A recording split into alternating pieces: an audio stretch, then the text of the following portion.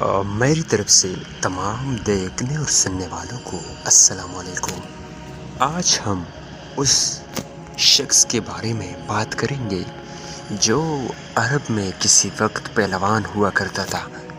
تقریباً 800 سال پہلے کی بات ہے کہ عرب میں ایک شخص شیرازی میں پیدا ہوئے تھے۔ ایران کے شہر شیراز میں پیدا ہوئے اور آپ کی والد کی وفات آپ کی بچپن میں ہی ہو گئی تھی۔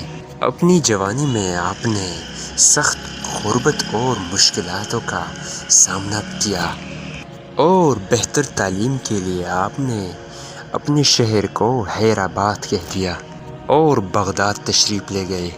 آپ رحمۃ اللہ علیہ نے المدرسہ الاسلامیہ میں آپ نے داخلہ لیا، جہاں آپ نے اسلامی سائنس، قانون، حکمت اور فلسفہ، تاریخ، عربی اور ادب اور اسلام کی تعلیم حاصل کی۔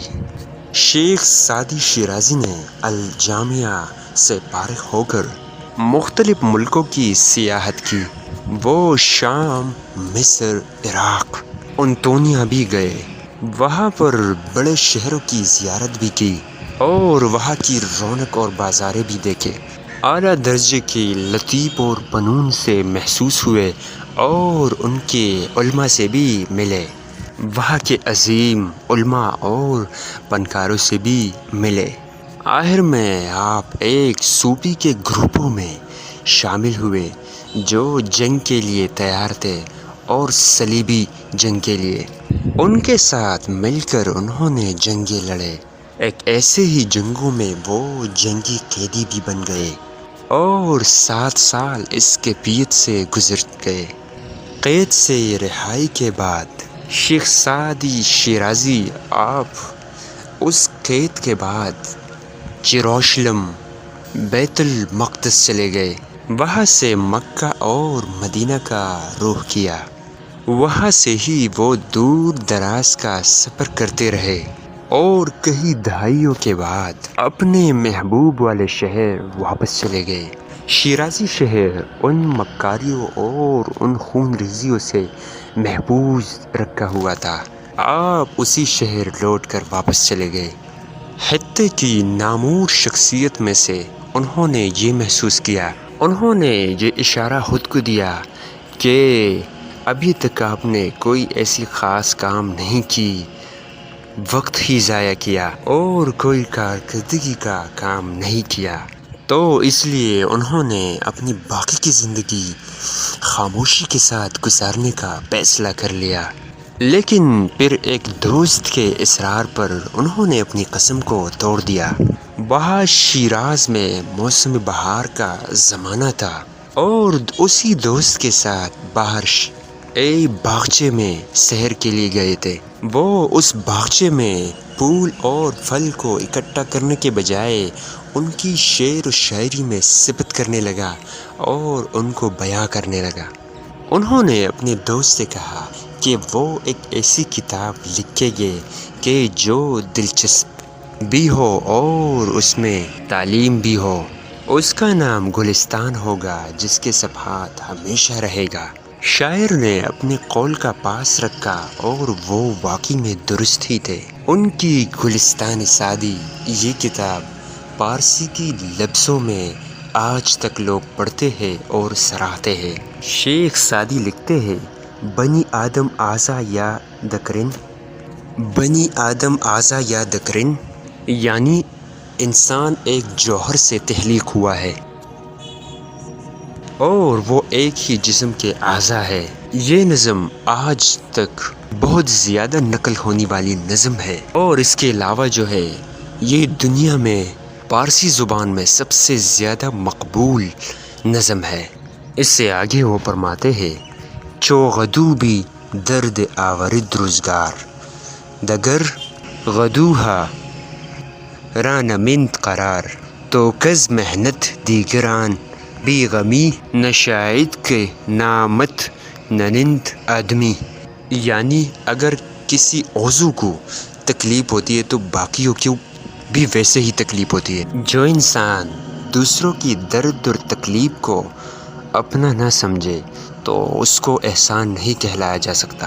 اگر قرون وسطی کے دوسری پارسی شاعروں کو ان کی عشق و محبت کی شاعری، قدیم ایران کے اس کی رزمیہ داستانوں، بہادری کے قصوں یا پھر انسانی نفسیات اور اس عظیم کائنات میں ان کی نام کے ذکر کے لیے یاد کیا جاتا ہے، دوسری طرف انگریزی کے شاعر لارڈ بائرن نے اسے ایران کی اخلاقی طور پر شاعر مانا ہے۔ اپنی انسانیت اور چاروں طرف دہشت کی وجہ بھی باوجود بھی بنون انسان پر اعتماد تھا اور ان کو ان سے امید تھی، اور اس طرح انہوں نے اپنی تمام اخلاقیات خیر اور وضاحت پر صرف کر دی اور اپنی قارئین میں مزید عمدہ خصوصیات پیدا کرنے کے لیے کوشش کی۔ شیخ سعدی شیرازی کا یہ بھی کہنا تھا کہ نیک بخت وہ ہے جو خود بھی کھاتا ہے اور دوسروں کو بھی کھلاتا ہے، اور بدبخت وہ ہے جو خود بھی نہیں کھاتا اور دوسروں کو بھی نہیں دیتا بلکہ جمع پونجی کرتا ہے۔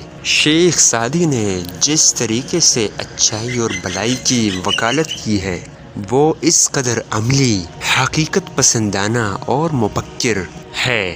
جس حالت میں شیخ سعدی زندگی گزار رہے تھے وہ غریبی اور مفلسی کا دور تھا۔ شیخ سعدی نے گلستان میں لکھا ہے، صلح کرنے والا جھوٹ اور مصائب پیدا کرنے والا سچ سے بہتر ہے۔ اسی طرح انہوں نے متنبہ کیا کہ خیانت کے بارے میں کرنے کا کسی کو معلومات نہ دے جب تک کہ آپ کو یقین نہ ہو کہ وہ آپ کی بات کا یقین کرے گا بھی یا نہیں۔ آپ صرف اپنی ہی تباہی کا پیش خیمہ تیار کرو گے۔ جس طرح گلستان اور بستان شیخ سعدی نے اس دور کے بارے میں لکھا ہے، اسی طرح انہوں نے وبائی بیماری کے لیے بھی بہت دانشمندی کی باتیں لکھی ہیں۔ شیخ سعدی نے اپنے بارے میں جو کچھ لکھا ہے اسے پوری طور پر سچا نہیں کہا جا سکتا۔ مثال کے طور پر گلستان اور بستان میں شیخ سعدی کا دعویٰ ہے کہ صلیبی جنگ میں انہیں اغوا کیا تھا۔ انہوں نے موجودہ چین کے علاوہ ہندوستان کا بھی دورہ کیا تھا۔ شیخ سعدی نے گلستان میں خود ہی اشارہ کیا ہے کہ ان کے کچھ قصے حقیقت پر مبنی نہیں ہیں، کیونکہ انہوں نے اپنے دوست کو ایک باغچے میں سیر کرتے وقت بتایا تھا۔ ان کی کتاب نہ صرف تعلیم و تدریس کے لیے ہوگی بلکہ تفریح کا بھی سامان ہوگی۔ گویا کہ گلستان اور بوستان زندگی کی رہنمائی کے لیے ہے، لیکن بعض دفعہ اس میں ایڈونچر اور کہانیاں بھی شامل کیے گئے ہیں اور محسوس ہوتے نظر آتے ہیں۔ ان میں قارئین لٹیروں کے گروہ، قزاق، سمندر کے ملاح، خوفناک کرداروں کے علاوہ کچھ اور بھی ملتا ہے ہمیں۔ اگرچہ شیخ سعدی نے گلستان میں لکھا ہے کہ خاموشی کی قسم کے توڑنے کے بعد یہ ان کی پہلی کتاب تھی جو انہوں نے لکھی ہے، لیکن حقیقت یہ ہے کہ بستان اس سے 1 سال پہلے کی تصنیف ہے۔ ان کو سعدی نامہ کے نام سے بھی جانا جاتا ہے اور یہ شاعری کی کتاب 10 باب میں تقسیم ہے۔ دوسری طرف گلستان نثر ہے جس کے بیچ میں سے چاشنی ہے۔ بوسطہ میں شیخ سعدی نے قناعت پسندی، احسان مندی، پیازی اور عاجزی جیسے مضامین کے حوالے سے میں بیان فرماتے ہیں، جبکہ گلستان میں درویشوں کی اخلاقیات، بڑھاپے کی آزمائشیں اور قناعت کی کہانیاں، اس کے ساتھ ساتھ دوسرے قصے بھی شامل ہیں۔ ایک ہی قسم کے موضوعات دونوں میں ہی پائے جاتے ہیں۔ شیخ سعدی کے مطابق بھیک مانگنے اور کسی کی مقروض بننے سے تنگی کی زندگی بہتر ہے۔ انہوں نے یہ بھی فرمایا ہے کہ ہمیں خواہشات میں محتاط رہنا چاہیے، کہ وہ ہمیں بدترین زندگی کی طرف بھی لے کر جا سکتے ہیں۔ یورپ میں شہرت حاصل کرنے والا شیخ سعدی اولین پارسی شعراء میں شیخ سعدی نے فرانس، دیگر جگہوں پر والٹیر، دیگرو، بوئٹے، وکٹر ہیگو جیسے روشن خیالی ان جیسے لوگوں کو متاثر کیا اور ان پر اثر کیا ہے۔ امریکہ میں شیخ سعدی نے رالف والٹو کو بہت زیادہ متاثر کیا۔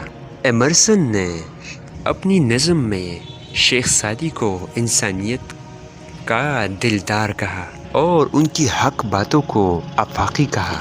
گلستان کے فرانسس کالڈون کے ترجمے کے تعارف میں ایمرسن نے لکھا کہ اگرچہ ان کی زندگی کی زبان فرانسی تھی، لیکن وہ ہومر، شیکسپیئر، سربینٹی اور مونٹین کے تمام اقوام عالم سے مخاطب ہے۔ ان سب کے ساتھ گلستانی کتاب اور شیخ سعدی مخاطب ہے اور تازہ ہے۔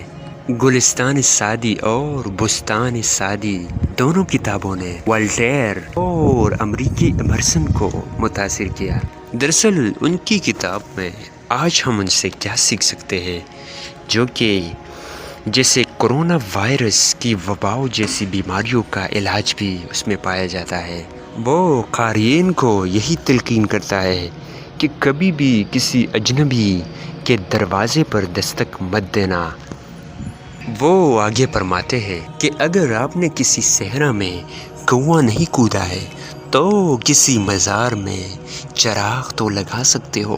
وہ ہمیں یہ بھی یاد دلاتے ہیں کہ ہمیں اپنے سوچ سے کہیں کم چیزوں کی ضرورت ہے۔ ناظرین، شیخ سعدی نے بلستان اور بستان لکھتے ہوئے بہت سے ہزار گزر چکے ہیں اور بہت سی صدیوں کے بعد شیراز واپس آنے کی پیشگوئی کی تھی۔ ان کی یہ دانشمندی اور فلسفے کی کتابیں وقت کے مطابق اتری ہے۔ شیخ سعدی نے 100 سال کی عمر میں ایران شیرازی میں وفات پائی۔ یہاں پر ایک شاندار باغ میں ان کا مزار واقع ہے جو کہ مرجع حلائق ہے۔